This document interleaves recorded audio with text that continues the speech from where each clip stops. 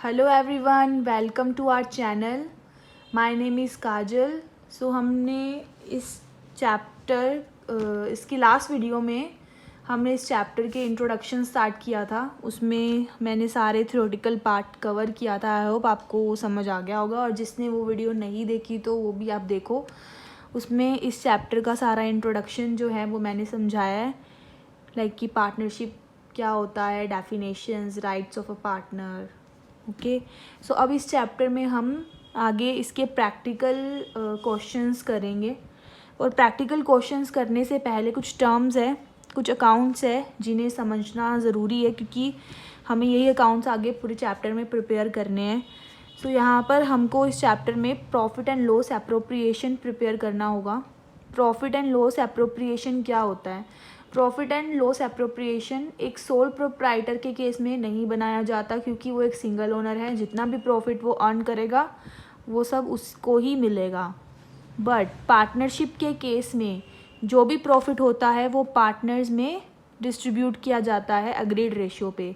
तो इस प्रॉफिट को जो पार्टनर्स में डिस्ट्रीब्यूट होगा, इसको डिस्ट्रीब्यूट करने के लिए हम क्या प्रिपेयर करते हैं? Profit and loss appropriation account. इसके साथ साथ जो भी नेट प्रॉफिट आता है पीएनएल से, वो हम प्रॉफिट एंड लॉस एप्रोप्रिएशन में ब्रोट डाउन करते हैं। उसके बाद कुछ, अगर हमने हमारी लास्ट वीडियो में पढ़ा था कि कुछ ऐसी एक्सपेंसेस है और इनकम्स है पार्टनर्स को लेकर के, तो वो भी हम इसी प्रॉफिट में से चार्ज करेंगे, और फिर जो रिमेनिंग प्रॉफिट बचेगा वो आगे पार्टनर्स में डिस्ट्रीब्यूट करेंगे। जैसे कि मैंने यहाँ लिखा है, distribute the net profit among partners equally without agreement. अगर एग्रीमेंट नहीं है, एग्रीमेंट में ये नहीं लिखा कि प्रॉफिट कैसे डिस्ट्रीब्यूट करना है, किस रेशियो में करना है, तो हम सारा जो प्रॉफिट है वो इक्वली डिस्ट्रीब्यूट करेंगे।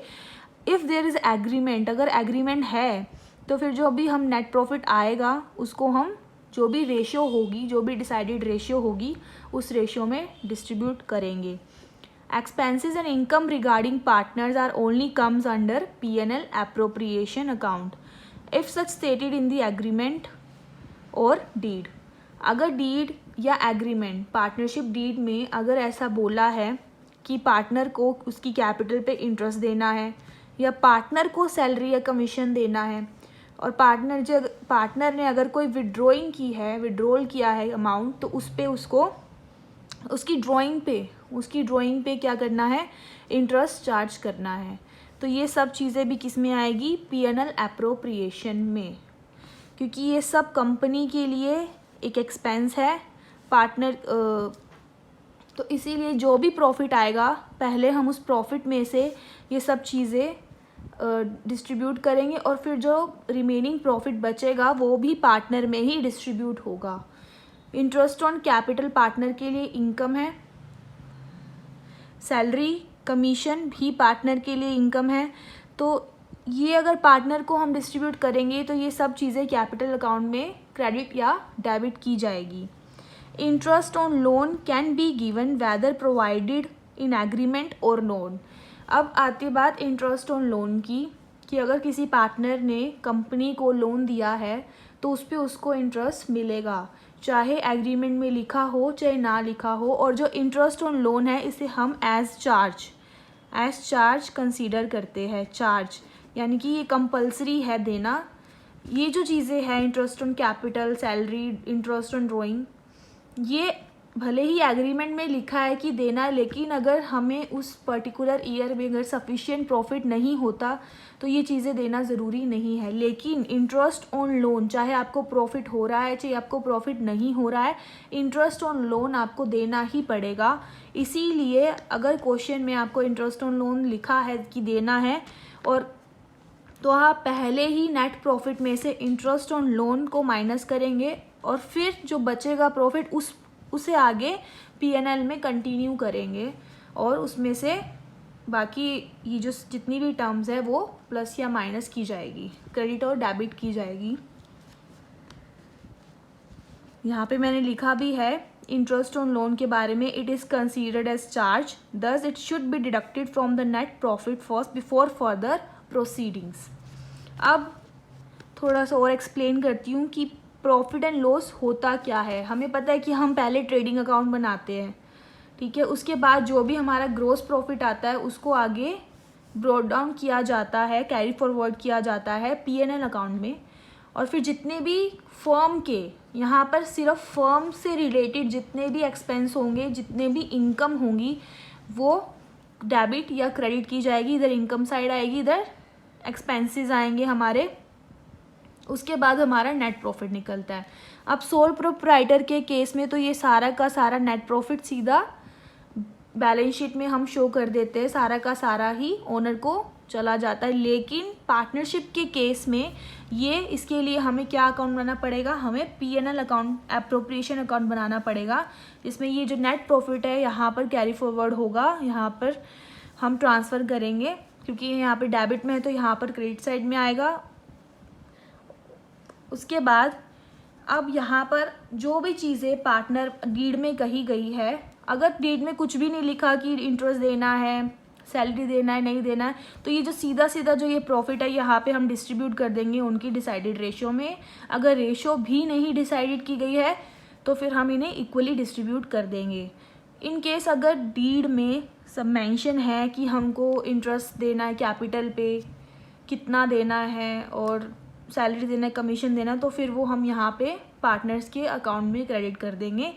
और क्योंकि वो जो इंटरेस्ट ऑन कैपिटल है और सैलरी है, कमीशन है, ये एक फर्म के लिए एक एक्सपेंस है, तो इसे हम कहाँ से चार्ज करेंगे, इस प्रॉफिट पे से चार्ज करेंगे और किसको क्रेडिट करेंगे, कैपिटल अकाउंट में क्रेडिट करेंगे। इसीलिए interest on capital, salary, commission debit side में आएंगे। और इंटरेस्ट ऑन ड्रॉइंग फर्म के लिए इनकम है और पार्टनर के लिए क्या है, इंटरेस्ट ऑन ड्रॉइंग पार्टनर के लिए क्या है, एक्सपेंस है, उसके लिए एक्सपेंस है, और फर्म के लिए क्या होगी, इनकम।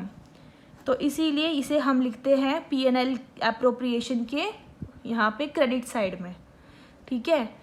और जो भी इंटरेस्ट ऑन कैपिटल होगा या सैलरी होगा, ये फर्म के लिए एक एक्सपेंस है, इसीलिए इसे डेबिट साइड में लिखा जाएगा। इसको प्रॉफिट में से डिडक्ट करके, जो प्रॉफिट में से ही इसको पार्टनर्स को दिया जाएगा। तो डबल एंट्री सिस्टम है, तो अगर ये यहाँ पर डेबिट होगा तो आगे जाके ये पार्टनर्स के अकाउंट में क्रेडिट भी होगा। अभी मैं आपको समझा रही हूँ कैसे। तो इसके बाद आप ये देखो,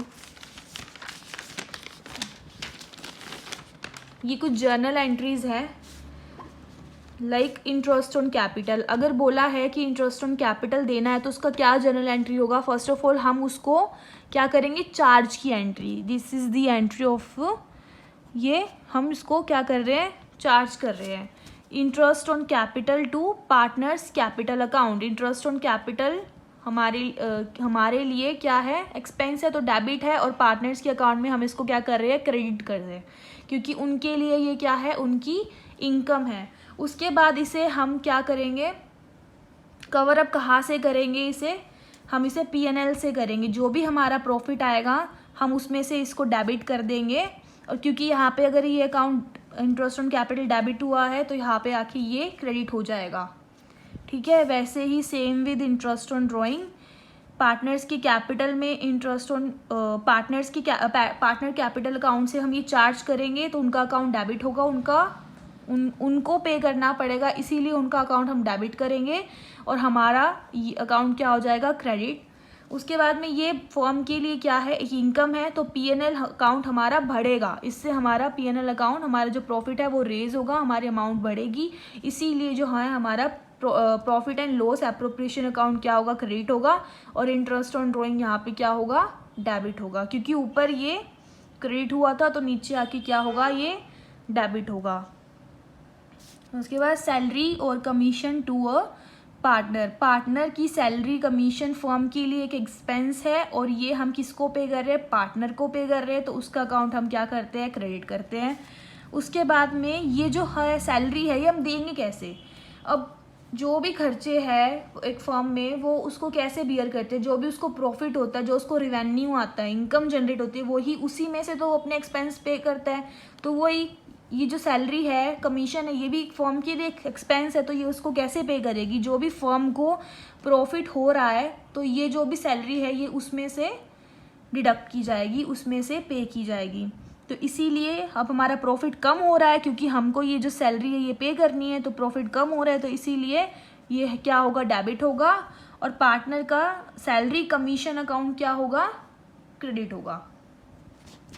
उसके बाद अब एक और नई entry, transferring a part of profit to reserve. देखो क्या होता है कि जब ये जो हम P&L एप्रोप्रिएशन बनाते हैं तो कभी कभी हमने हमेशा से पढ़ा कि जो प्रॉफिट होता है वो कंपनी पूरा का पूरा कभी डिस्ट्रीब्यूट नहीं करती। कुछ केसेस में ऐसा होता है कि हम इसमें से कुछ पार्ट क्या कर लेते हैं, रिजर्व, एज रिजर्व रख लेते हैं फॉर फ्यूचर कंटिजेंसीज के लिए, कि अगर फ्यूचर में कोई भी लाइबिलिटी राइज होती है तो हम इस रिजर्व में से उसको क्या करते हैं, कवर अप कर लेते हैं। तो इसीलिए प्रॉफिट का जब हम कुछ पार्ट एज अ रिजर्व रखते हैं तो फिर वो भी क्या आएगा, P&L में ही आएगा।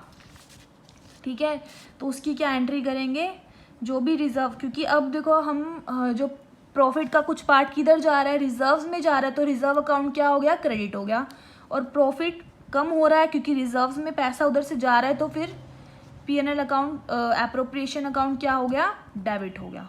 ठीक है, उसके बाद एक और लास्ट एंट्री है, general entry, transfer of credit balance of P&L appropriation account. वही अब एंड में जितना भी हमारे पास में पैसा बचा, यानी कि जितना प्रॉफिट बचा, हमने सैलरी दे दिया, हमने इंटरेस्ट दे दिया, कैपिटल में हमने चार्ज भी कर लिया, ड्राइंग पे हमने कुछ पार्ट रिजर्व का भी रख लिया, उसके बाद जो एंड में प्रॉफिट बचा वो किसका होगा, प्रॉफिट भी तो ओनर का ही होता है ना। प्रॉफिट किसका होता है, प्रॉफिट क्या होता है, ओनर का ही होगा। ओनर कौन है, ओनर है पार्टनर्स। तो जो भी बचा हुआ प्रॉफिट होगा वो हम पार्टनर्स में डिस्ट्रीब्यूट करेंगे, किस में करेंगे, अग्रीड रेशो में। जो भी रेशो डिसाइडेड है उसमें हम ये जो प्रॉफिट है ये डिस्ट्रीब्यूट करेंगे। ठीक है, तो इसमें यही था। अब ये थी कुछ जनरल एंट्रीज जो आपको करनी होगी एप्रोप्रिएशन के लिए। उसके बाद में, इसके बाद जो ये जो प्रॉफिट है, जो एंड में जो भी प्रॉफिट बचा, सब चीज़ें, सब एक्सपेंसेस, और याद रखना कि जो P&L एप्रोप्रिएशन में वही एक्सपेंस और वही इनकम आएंगे जो सिर्फ पार्टनर से रिलेटेड होंगे, ओनर से रिलेटेड होंगे। फर्म से रिगार्डिंग कोई भी एक्सपेंस या कोई भी इनकम इसमें नहीं आएगा। लाइक सैलरी है, अगर हम सैलरी किसी एम्प्लॉय को दे रहे हैं तो वो P&L में ही चार्ज की जाएगी, वो इसमें नहीं आएगी। और वो चार्ज माना जाता है क्योंकि वो कंपलसरी है। इसमें क्या होता है कि अगर सैलरी है,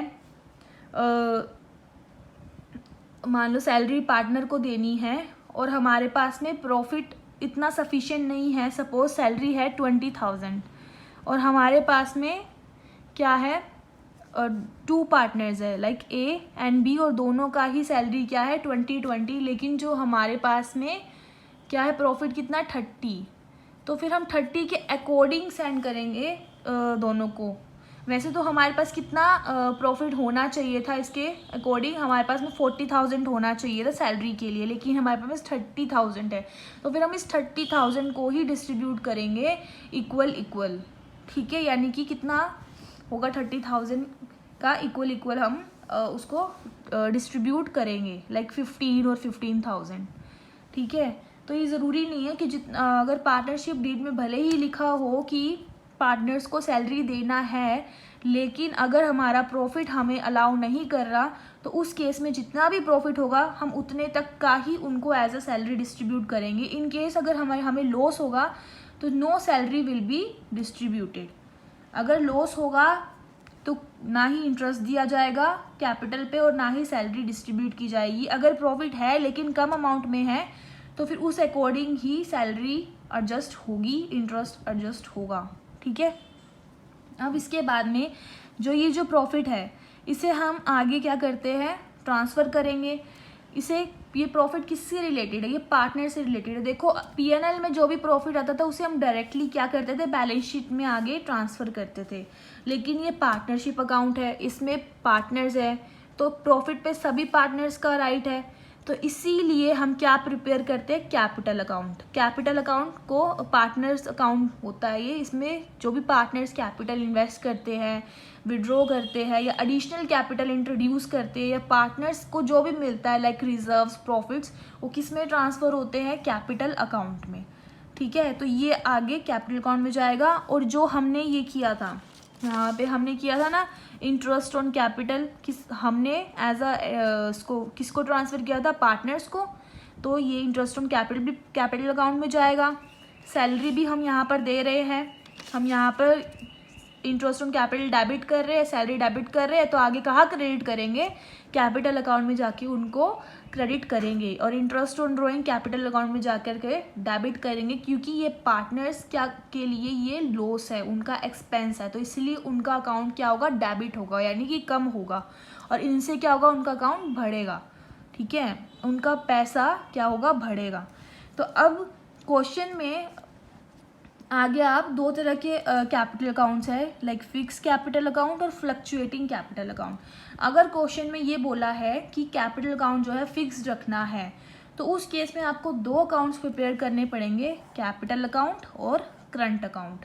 फिक्स्ड अकाउंट का क्या मतलब होता है कि जो भी कैपिटल पार्टनर्स ने इन्वेस्ट किया है वो फिक्स्ड रहेगा, वो चेंज नहीं होगा पूरे लाइफ टाइम तक, जब तक कि कोई एडिशनल, अगर कोई एडिशनल एक्स्ट्रा कैपिटल इन्वेस्ट कर रहा है तो वो हम फिक्स कैपिटल में लिख सकते हैं, ठीक है।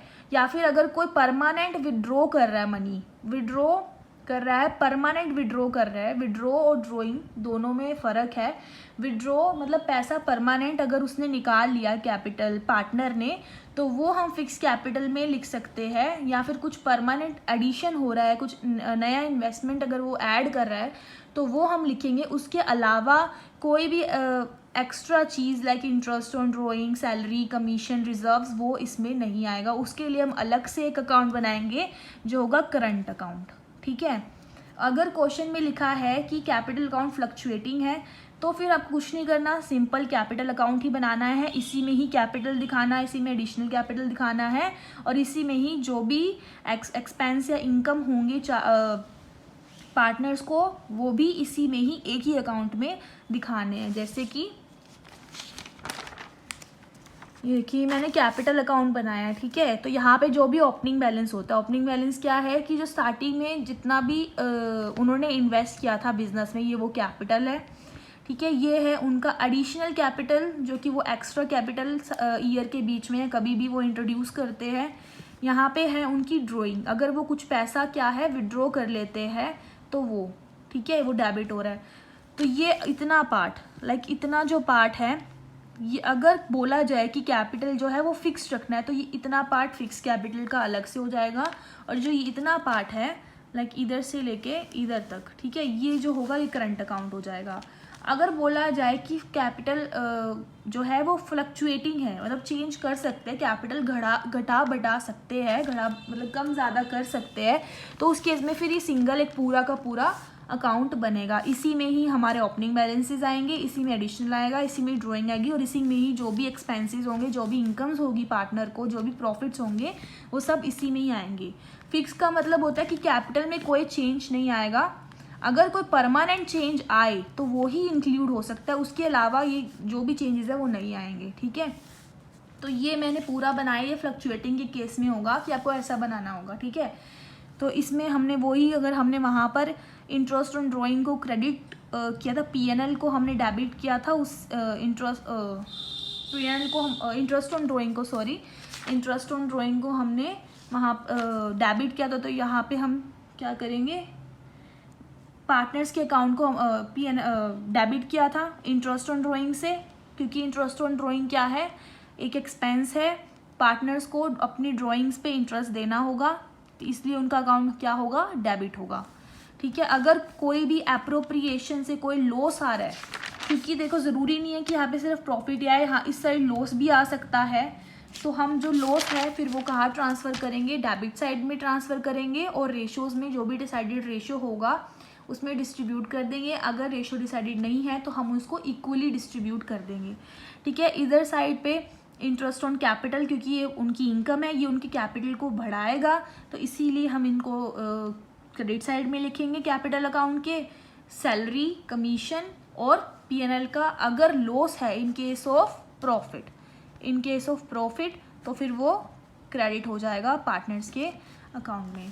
तो ये था कैपिटल अकाउंट, ठीक है। मैंने बताया P&L appropriation account. P&L appropriation कब बनता है? पार्टनरशिप की केस में बनता है, क्योंकि जो भी प्रॉफिट आएगा वो पार्टनर्स में डिस्ट्रीब्यूट किया जाएगा। तो इसीलिए जो भी पार्टनर्स के रिगार्डिंग जो भी हिसाब किताब होगा वो हम किस में करेंगे? P&L एप्रोप्रिएशन में करेंगे कि उनको क्या क्या चीज़ें देना है, उनका कोई अगर सैलरी है, कमीशन है, इंटरेस्ट है, या उनका कोई रिजर्व का पार्ट अगर हमें देना रखना है, कितना रखना है, तो वो सब हम इससे चार्ज करेंगे। और फिर जो एंड में बचेगा प्रॉफिट वो भी किसको जाएगा? पार्टनर्स को ही डिस्ट्रीब्यूट होगा, ठीक है। तो यही आज की वीडियो में हमने इतना ही पढ़ा था। आई होप आपको ये वीडियो पसंद आया होगा। अगर आप कुछ भी कमी लगे या कुछ समझ नहीं आया तो do let me know in the comment section. इसकी नेक्स्ट वीडियो में हम आगे इंटरेस्ट ऑन ड्राइंग के बारे में पढ़ेंगे, इंटरेस्ट ऑन कैपिटल के बारे में पढ़ेंगे। इंटरेस्ट ऑन ड्राइंग को निकालने के लिए काफ़ी मेथड्स हैं, तो वो हम स्टडी करेंगे एंड देन हम प्रैक्टिकल क्वेश्चंस करेंगे। और फर्दर इस चैप्टर में आगे कुछ और एडजस्टमेंट्स भी है तो हम उसको भी कवर अप करेंगे।